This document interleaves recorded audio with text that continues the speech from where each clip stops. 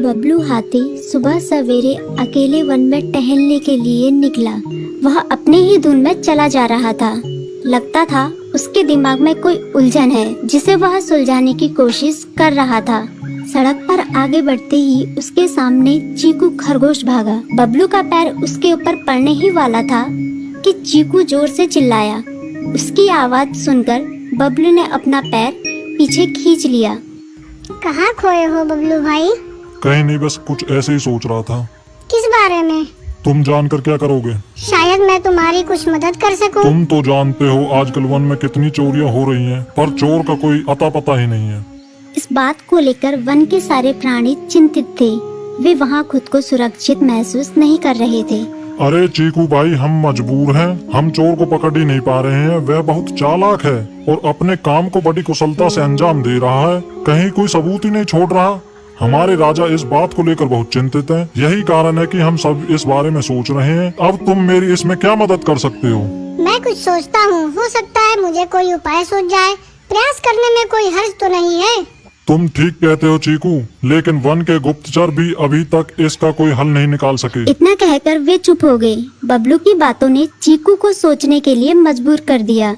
चीकू को उदास देखकर बबलू बोला, तुम अपना मन छोटा मत करो। मुझे अच्छा लगा कि तुमने मेरी परेशानी को समझा। कभी मैं भी इस वन के लिए गुप्तचर का काम करता था। एक बार मेरी टांग टूट जाने से मेरे अंदर फुर्ती नहीं रही। तब से मैंने यह काम छोड़ दिया। चीकू, तुम चाहो तो यह काम दोबारा कर सकते हो। वन के प्राणी ज्यादातर दिन में भोजन की तलाश करते हैं, वे रात को आराम करते हैं। तुम दिन रात दोनों में ही भोजन की तलाश में निकल सकते हो सकता है रात को तुम्हें कुछ ऐसी बातों का पता चल जाए जो हमारे काम की हो।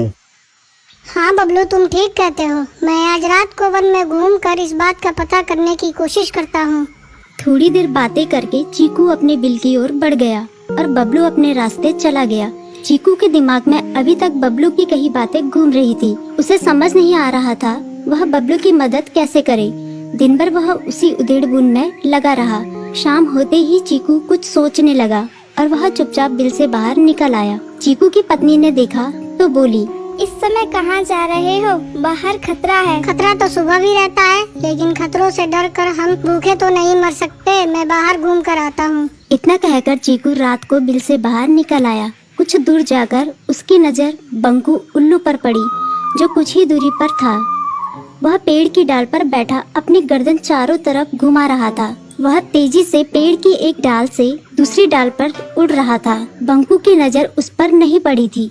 कुछ सोचकर चीकू पेड़ के पीछे से बाहर निकलकर थोड़ी खुली जगह पर आ गया और वहां से बंकू